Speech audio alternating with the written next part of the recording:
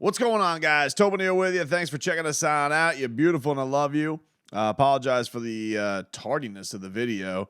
Was at a watch party tonight over at Keg South in Kendall. Shout out to everybody who came out, hung out with me, Leroy, J Fig, and the crew, watching the game. Really had a fun time with everybody, even though the result was not what we wanted. It stings, man. Stings. Going into middle of December and having these crucial losses is feeling all too familiar to Dolphins fans.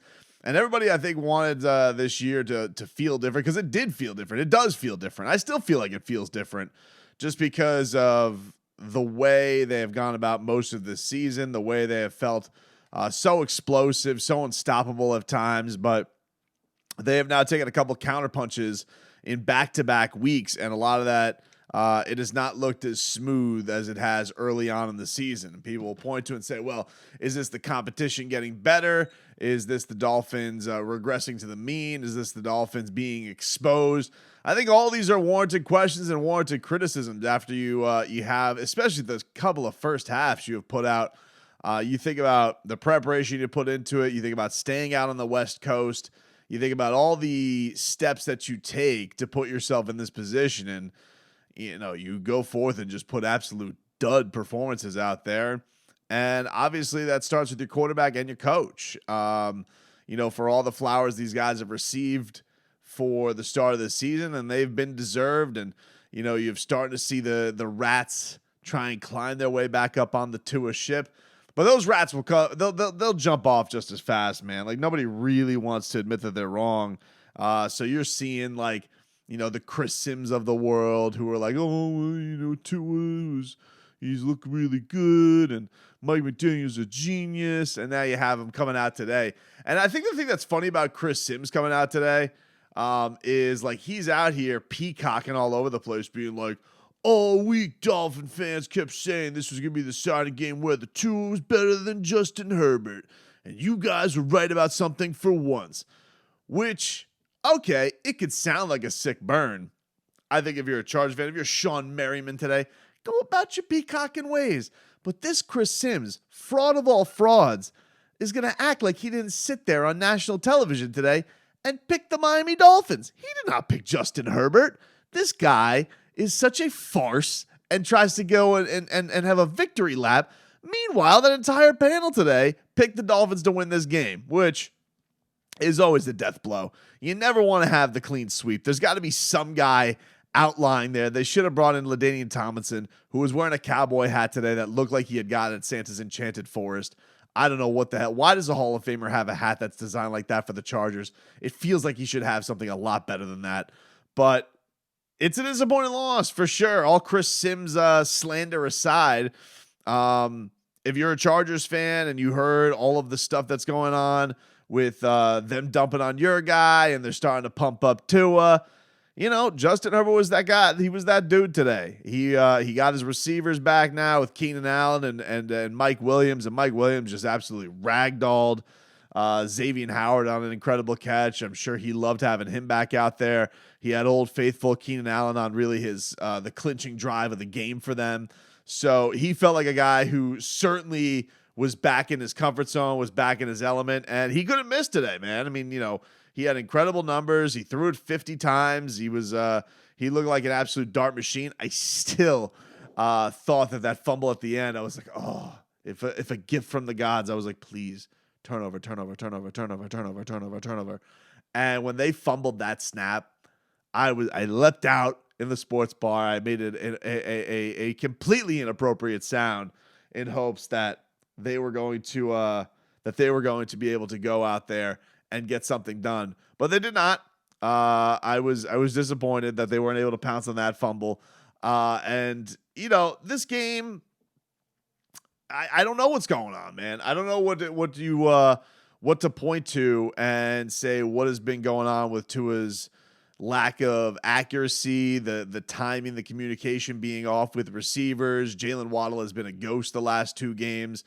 We know that these guys are physically dealing with some stuff, Tyreek, but that being said, Tyreek Hill's blowing past people on clearly one leg, and he's still faster than anybody on the field. He's got ice being put on, and it's tough for anybody to throw up a banged up injury excuse or or if you want to call it a reason, if you want to be nicer about it, when your best receiver is out there getting therapy on his leg in between plays. They're trying to limit his snaps, and in the times that he's out there, has 2 explosive touchdowns to even keep you in this game. The only reason the Dolphins even had a prayer today was because of Tyreek Hill.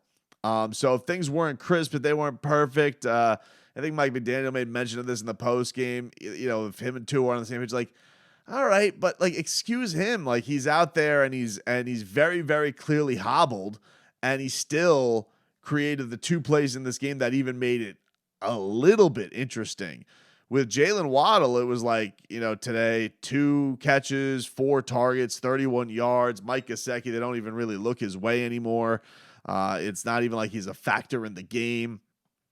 And, you know, there's going to be a lot of people wondering, you know, has this offense been figured out? They're clogging up the middle. Does Tua even know how to take the edges and work the sidelines? I tell you one thing, like, it didn't look like it at all when they were even trying to drive down to get that field goal before the onside kick. You're just like, all right, are any of these plays going to be, you know, dimes to the sidelines to kind of keep some time on the clock for you? It just felt like everything was over the middle.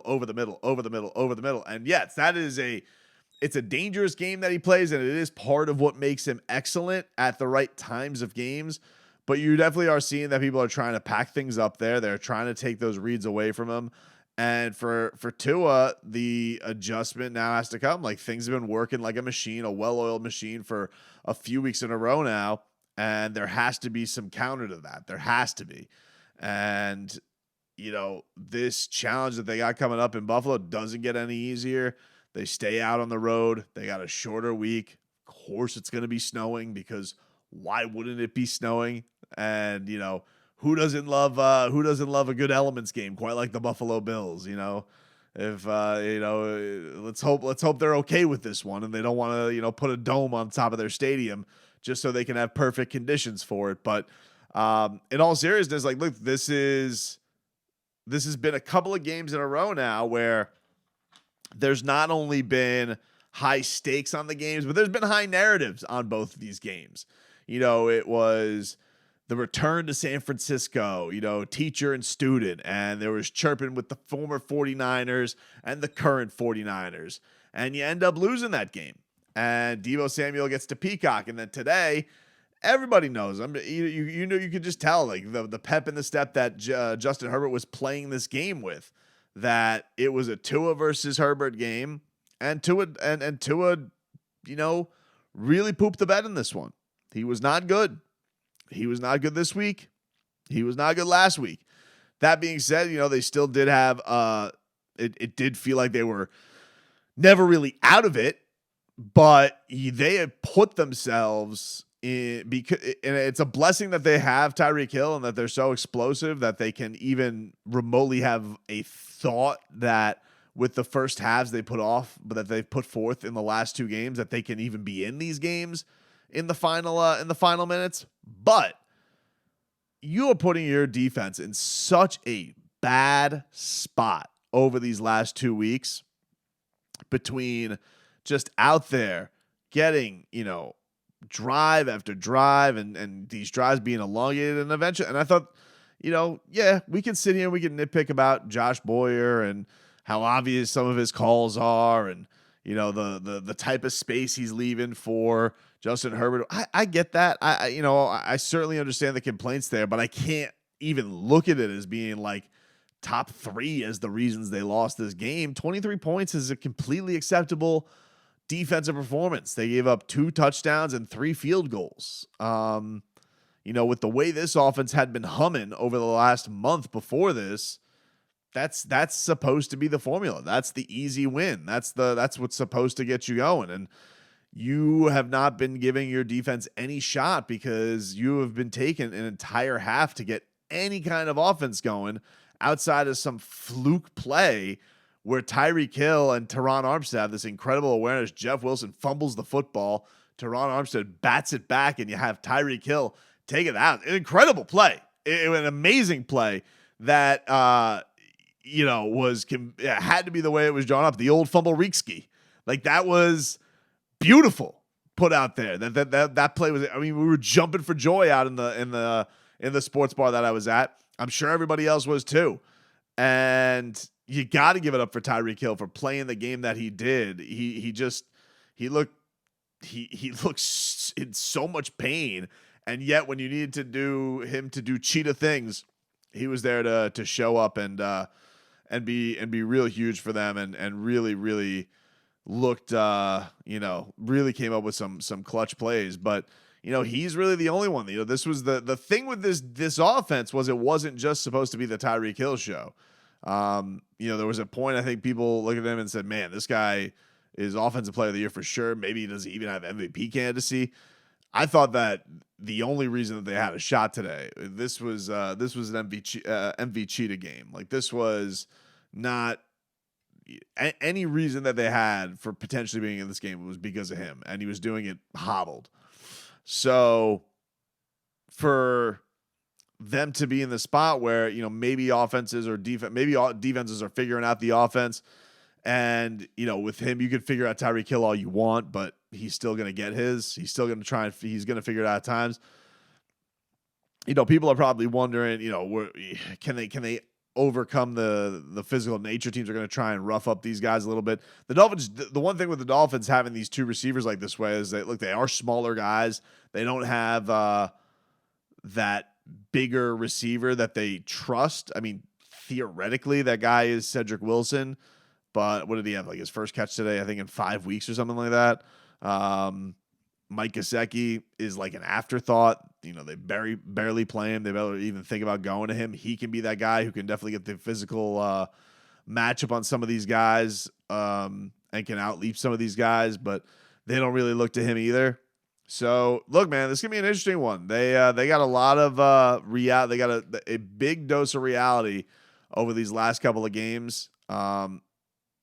You got a chance to kind of wipe it all away. You beat Buffalo. I mean, I think all of that stuff wipes away if you're able to come up with just one of these big wins on the road, and especially if that's the divisional game. But I think that there definitely has to be a lot of soul searching to get things right. And look, everybody's, get ready. Like this is going to be the week where everybody's going to pounce. Everybody who's been waiting for the Dolphins to be exposed, and especially Tua to kind of have his, aha, there he is, the guy we thought was a bum. So Dolphins receipts or Finn's receipts or old takes exposed. Get your audit hat on and get ready to start taking some more receipts and seeing if they can bounce back and you can cash on these things a little bit later on in the season, because there's gonna be a lot of people looking forward to dancing on the Dolphins and their cocky fans and everybody and Tuanon and all that stuff this upcoming week. That's what comes with being a team that's gonna have a lot of heavier expectations, not being a cute story, getting the primetime games. It comes with the territory, and this is this one definitely was bitter, especially in that onside kick. Like, with everybody was pointing saying they got the ball. I was like, oh, did they get the ball? No, they did not. Disappointed me. Oh, hurts. That hurts, And I don't even know what roughing the passer is anymore. I feel for Jalen Phillips. Jalen Phillips tweeted after the game, he's really looked great, especially I think even since the Bradley Chubb trade. He says, regardless of the outcome of the game, if I'm fined $15,000 for roughing the passer, then there needs to be some accountability and review what constitutes that penalty. 100% agree. Jalen Phillips was wronged on that sack that he had of Justin Herbert. First of all, it felt like a delay. Like, when the hell did that flag get called? And second of all, I don't even understand, what is he supposed to do? These are the things I don't understand with these penalties. What is the defender supposed to do? He's supposed to not lead with his head, okay? He's supposed to not go low. Now he's not supposed to tackle his shoulders, but if he's not supposed to land on him with his full force on the guy's arm. What do they do? What is football anymore? Like, I'm all for safety. I'm all for, them even making some rules so the QBs don't get hurt, because we all are here to see the quarterbacks put up big numbers, but To me, that's as clean as it gets. That's as clean as it gets. You get a guy and you put him to the ground and he falls on his shoulders. How is that's on Jalen Phillips? I don't even understand that. How is that real? That doesn't even make any sense to me. It was complete bullcrap. I hated that play. I hated that play so much, and I feel terrible for Jalen Phillips that happened. He's having a hell of a season, and so is Christian Wilkins. Christian Wilkins is going to make a whole lot of money in the offseason, dude. He is. And he's earned it. He's all over the place. But God, this offense has to give this defense a shot. You know, they have to. They are gassing them out in these games because they're getting these 4-minute drives, 5-minute drives from their opponents, and the Dolphins are 3 and out. Like, you can't. It can't be that way. You have to give these guys somewhat of a shot, because if you don't, I don't know, man. I don't know. It's a tough one though, man. Take this one on the chin. I'm sure Dolphins are feeling it right now, and hopefully they can start bouncing back. Lots to look forward to this week with a big-time divisional matchup against the Buffalo Bills. Chris Sims, you can still go to hell.